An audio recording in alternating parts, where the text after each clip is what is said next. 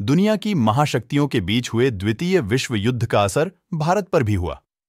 जंग की आंच भारत तक पहुंची। आधी रात को हुए उस हमले ने भारतीयों की नींद उड़ा दी थी। उस बमबारी में कोलकाता की कई इमारतें ध्वस्त हो गई थीं। नमस्कार दोस्तों, इन्फोमार्ट में आपका स्वागत है। आइए इस वीडियो में हम देखेंगे आखिर क्यों 20 दिसंबर 1942 को जापान ने भारत के कोलकाता पर हमले किए। दुनिया के कई देश द्वितीय विश्व युद्ध से जूझ रहे थे। अमेरिका, ब्रिटेन समेत पश्चिमी देशों के गठबंधन वाले देश जापान और जर्मनी से जंग लड़ रहे थे। जापान ने सीधे तौर पर चीन को निशाना बना रखा था। अमेरिका और ब्रिटेन चीन की मदद कर रहे थे। चीन की मदद करने के लिए एक ही रास्ता था, वो था भारत के रास्ते से वहां तक मदद पहुंचाना। तब भारत ब्रिटिश का उपनिवेश था और कोलकाता ब्रिटिश साम्राज्य का केंद्र।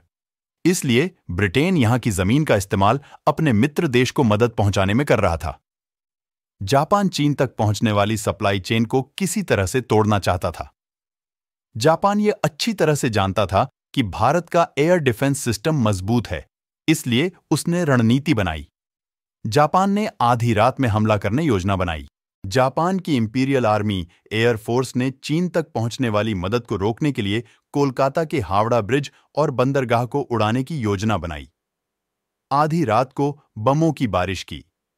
अंधेरा अधिक होने के कारण जापानी आर्मी अपने मिशन में कामयाब नहीं हो पाई। आर्मी का निशाना चूका और हावड़ा ब्रिज ध्वस्त होने की जगह पास के होटल और दूसरी बिल्डिंग ध्वस्त हो गईं। यह उस दौर की बात है जब हावड़ा ब्रिज को दुनिया का तीसरा सबसे बड़ा पुल कहा जाता था। जिस दौर में जापानी आर्मी ने हमला किया था, उस दौर में कोलकाता में रात को लाइट काट दी जाती थी।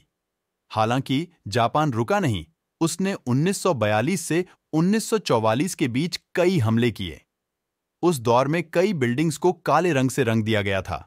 ब्रिटेन ने चीन को जो मदद भेजी, उसका खामियाजा भारत को भी भुगतना पड़ा। जब विश्व युद्ध खत्म हुआ तो भारत में किताबें, कविताएं और लेखों के जरिए यह बताया गया है कि कैसे जापानी बमबारी से कोलकाता के लोगों की जिंदगी बर्बाद हो गई थी। शहर अस्त व्यस्त हो गया था। रह गए थे सिर्फ बर्बादियों के निशान। विश्व युद्ध के इस इतिहास के बारे में आपकी राय क्या है, हमें कमेंट में जरूर बता दें। ये वीडियो पसंद आया हो तो हमारे चैनल को सब्सक्राइब करना न भूलें। हम अगली बार एक और रोचक वीडियो के साथ वापस आएंगे। तब तक के लिए धन्यवाद।